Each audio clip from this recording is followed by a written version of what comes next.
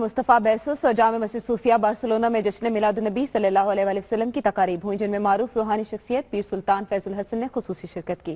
دیکھتے ہیں قمر فاروق کی رپورٹ۔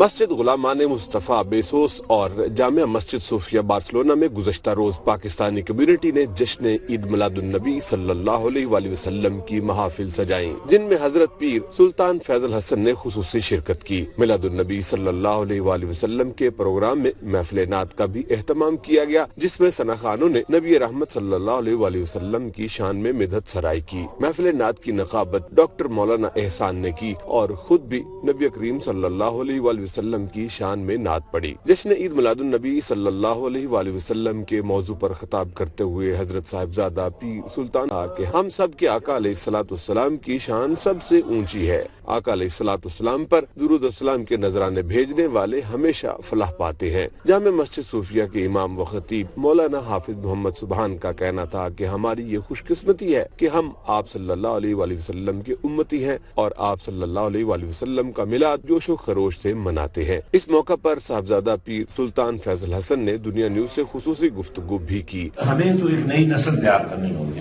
یہاں الحمدللہ ہم نے اسی بنیاد پر ہنگامی بنیاد پر کام کیا ہے، جیسے برطانیہ میں 22 سینٹر میں نے قائم کیے ہیں، اسی طرح یورپ کے مختلف ملکوں کے اندر بھی ہم نے یہ ادارے قائم کر دیے ہیں۔ پاکستان میں ہم نے پہلی مرتبہ مسجد کے سین میں یونیورسٹی کھڑی کر دی ہے۔